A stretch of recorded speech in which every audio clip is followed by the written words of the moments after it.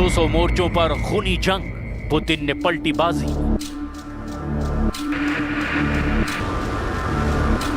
Putin ने वाकई रूस यूक्रेन जंग में बाजी पलट कर रख दी है। जिस रूस ने 24 फरवरी 2022 को यूक्रेन पर भीषण हमले शुरू किए थे, आज उसी रूस की शर्तों पर युद्ध विराम की बातें हो रही है।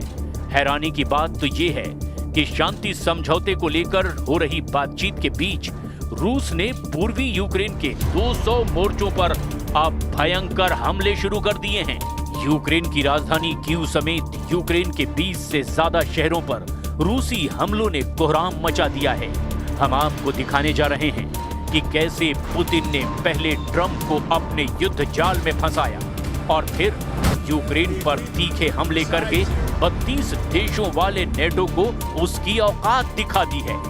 आज यूक्रेन से लेकर यूरोप तक और यूरोप से लेकर अमेरिका तक सभी पुतिन के जंगी पैतरों के सामने चित हो चुके हैं।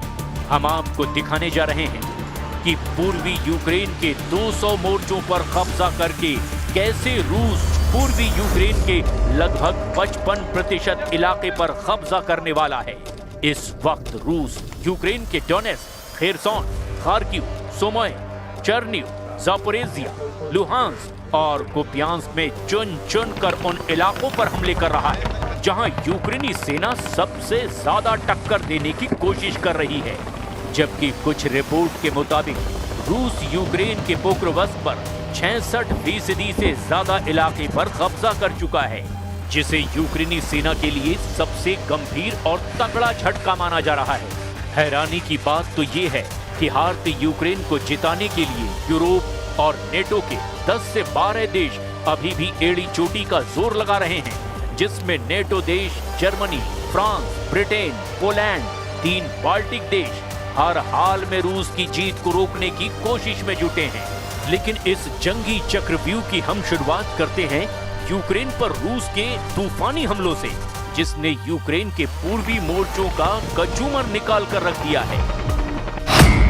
200 मोर्चों पर रूस का तूफान, चीर डाला पूर्वी यूक्रेन। हम आपको पिछले 24 घंटे में रूसी हमलों का वो सच दिखाने जा रहे हैं जिससे साबित हो रहा है कि रूस शांति समझौते से पहले ज्यादा से ज्यादा पूर्वी यूक्रेन के इलाकों पर कब्जा करना चाहता है। दावा तो यहां तक किया गया कि अमेरिकी राष्ट्रपति ट्रंप से मिले संकेतों के दम पर रूस ने यूक्रेन पर हमले 10 से 15 गुना तेज कर दिए हैं। आखिर यूक्रेन की आड़ में अमेरिका रूस के साथ कौन सा खेल खेल रहा है? पहले आप ये देखिए, रूस ने 24 घंटे में यूक्रेन पर कहां-कहां और कितने हमले किए हैं। पिछले 24 घंटे में रूसी सेना ने पूर्वी यूक्रेन के कम से कम 8 बड़े इलाकों पर तूफानी हमले किए हैं। दावों के मुताबिक यूक्रेन में लड़ाई तेज होने के साथ ही एक दिन में 200 से ज्यादा झड़पें हुई हैं। यूक्रेन की सेना का कहना है कि पिछले 24 घंटों में 216 मुठभेड़ें हुई है, जो पिछले हफ्तों में सबसे भीषण जंग है। दावों के मुताबिक रूस ने 41 हवाई हमले किए, 100 से ज्यादा गाइडेड बम से हमले किए, 3100 से ज्यादा आत्मघाती ड्रोन से हमले किए। यूक्रेनी ठिकानों और कस्बों पर लगभग 3000 तोप के गोले दाग दिए गए। कई मोर्चों पर यूक्रेनी और रूसी सेना के बीच आमने सामने की जंग हो रही है, जिसमें स्लोबोजांस्की, कुपियांस्क, लाइमन, क्रामाटोर्स्क, कोस्टियांटिनिवका, पोक्रोवस्क, हुलियापोल और ओरिखीव में भी भीषण लड़ाई और बड़ी झड़पें हुई हैं। सेना ने आगे बताया कि लीमन और पोक्रोवस्क में सबसे ज्यादा खूनी हमले हुए हैं। यूक्रेनी सेना का ये दावा है कि रूस को काफी नुकसान हुआ है। पिछले 24 घंटे में अकेले पोक्रोवस्क क्षेत्र में 126 रूसी सैनिक मारे गए या फिर घायल हुए। यूक्रेन की सेना ने कहा कि सबसे भीषण लड़ाई जापोरेजिया के दक्षिण पूर्वी क्षेत्र के रणनीतिक शहर हुलियापोल में हुई है, जहां रूसी गोलाबारी और ड्रोन हमलों में वृद्धि के बीच में सेनाएं जमीन से हर मीटर के लिए संघर्ष कर रही हैं। यूक्रेनी सशस्त्र बलों के जनरल स्टाफ ने दावा किया कि उनके बलों ने पिछले दिन 1140 रूसी सैनिकों को मार डाला या फिर घायल कर दिया। यूक्रेनी सेना ने यह भी दावा किया है कि उसने पिछले 24 घंटे में एक रूसी टैंक, 3 बख्तरबंद लड़ाकू वाहन, 21 तोपखाना इकाइयां, 214 ड्रोन और 2 विमान भी नष्ट कर दिए। अगर रूसी हमलों को लेकर पिछले 60 दिनों के आंकड़ों पर नजर डालें तो 28 सितंबर 2025 से 27 नवंबर 2025 तक रूसी हमलों में बेतहाशा बढ़ोतरी देखी गई है, जिसमें रूस ने मिसाइलों और ड्रोनों का रिकॉर्ड तोड़ इस्तेमाल किया है। यूक्रेनी वायुसेना के मुताबिक रूस ने पिछले 60 दिनों में 10,000 से ज्यादा ड्रोन हमले के लिए इस्तेमाल किए हैं, जिसमें से 70% रूस के शाहिद ड्रोन का इस्तेमाल किया गया, जबकि अलग अलग तरह के 500 से ज्यादा क्रूज और बैलिस्टिक मिसाइलों से रूस ने यूक्रेन पर पिछले 60 दिनों में हमला किया है। ये आंकड़े यूक्रेन के आधिकारिक रिपोर्ट्स पर आधारित हैं। रूस का दावा है कि ये हमले यूक्रेन की सैन्य क्षमता को कमजोर करने के लिए है, लेकिन यूनाइटेड नेशन की मानवाधिकार निगरानी मिशन के मुताबिक ये नागरिकों पर अनुपातहीन प्रभाव डालते हैं और 2025 में कीव में नागरिक मौतों में 2024 की तुलना में 4 गुना बढ़ोतरी हुई है। राष्ट्रपति जेलेंस्की ने इसे आतंकवादी हमले करार दिया। Значит, мы до сих пор получаем заходы о прекращении боевых действий там.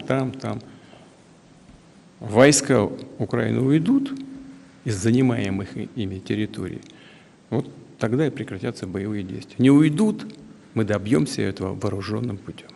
От. Зараз я чую, що розвідки партнерів дають їм інформацію, що російська позиція стала заходити, в тому числі через деяких суб'єктів з України. Це точно не допомагає. Є наша державна позиція, є українська гідність. Рухатись треба так, щоб її посилити, а не підважити. Розраховую, що мене почують зараз ті, кого це стосується. रूसी हमलों से यूक्रेनी शहरों में हाहाकार मचा हुआ है। रूसी सेना ने पूर्वी यूक्रेन के डोनेस्क में वासियुकीवका गांव पर कब्जा कर लिया और पोक्रोवस्क के 66% हिस्से पर नियंत्रण मजबूत कर लिया। सीवर्स्क में रूसी सेना को जबरदस्त बढ़त मिली है, लेकिन यूक्रेन ने कोप्यांस्क में रूस के खिलाफ जवाबी हमला किया है, जो लगभग 25 वर्ग किलोमीटर में हो रहा है। रूसी सैन्य टुकड़ियां यूक्रेन के वावचांस्क के 80% हिस्से पर कब्जा करने के करीब हैं, लेकिन यूक्रेन ने कुछ मोर्चों पर वापसी करने का भी दावा किया है। रूसी सेनाओं ने गुलियापोल के उत्तर में बढ़त हासिल की है। Нас угрозой по-прежнему остается и стремление НАТО затащить в свою орбиту Украину. Членство этой страны в агрессивном военном альянсе, который провозгласил своей целью, так сказать, Россию, назвав ее угрозой безопасности во всех операционных средах,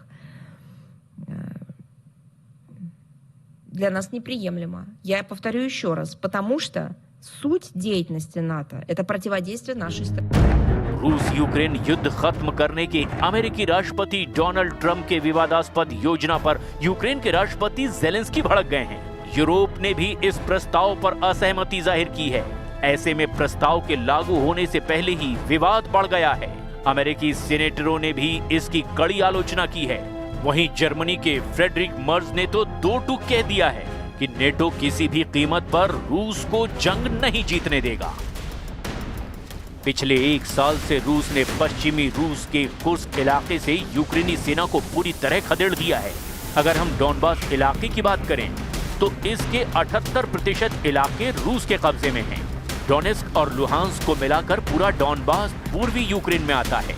यहाँ पर रूस की जबरदस्त बढ़त है और ऐसे हालात में अब रूस ने एक बार फिर से कुर्स्क इलाके में उत्तर कोरिया के सैनिकों को जंग में उतार दिया है। नॉर्थ कोरिया की सेना रूस के लिए यूक्रेन के खिलाफ न केवल युद्ध कर रही है, बल्कि वो कुर्स्क क्षेत्र में बारूदी सुरंगों को भी हटा रही है। इस मदद पर रूसी सेना ने किम जोंग उन की आर्मी को थैंक यू कहा है। उसने कहा कि वो बहुत बहादुर हैं और हम इस मदद को कभी नहीं भूलेंगे। रूस और नॉर्थ कोरिया का आपसी सहयोग एक नई ऊंचाइयों तक पहुंच रहा है। कोरिया न सिर्फ रूस की रक्षा क्षेत्र में मदद कर रहा है, बल्कि वो खतरों से भी खेल रहा है।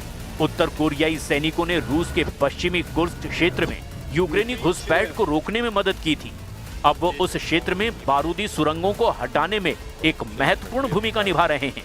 रूसी रक्षा मंत्रालय के द्वारा जारी वीडियो में उत्तर कोरियाई सैनिकों को विभिन्न प्रकार की बारूदी सुरंगें और उनका पता लगाने वाले उपकरण चलाते हुए दिखाया गया। दोनों देशों के बीच पारस्परिक रक्षा समझौते के तहत उत्तर कोरिया ने पिछले साल लगभग 14,000 सैनिक रूस के साथ लड़ने के लिए कुर्स्क भेजे थे। दक्षिण कोरिया यूक्रेनी और पश्चिमी सूत्रों के अनुसार एक न्यूज एजेंसी ने बताया कि इसमें 6,000 से ज्यादा मारे गए हैं। अगस्त 2024 में यूक्रेनी सैनिक पश्चिमी कुर्स्क क्षेत्र में दाखिल हुए थे और महीनों तक उस पर कब्जा बनाए रखा।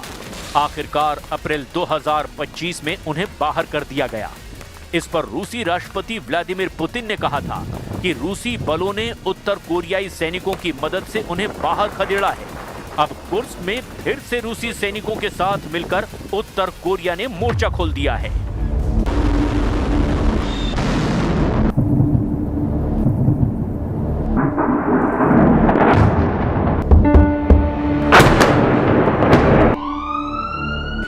अब ऐसे हालात में देखना होगा कि रूस यूक्रेन जंग को नेटो और अमेरिका कैसे रोक पाते हैं। फिलहाल पुतिन ने तीखे हमले करके बाजी पलट दी है।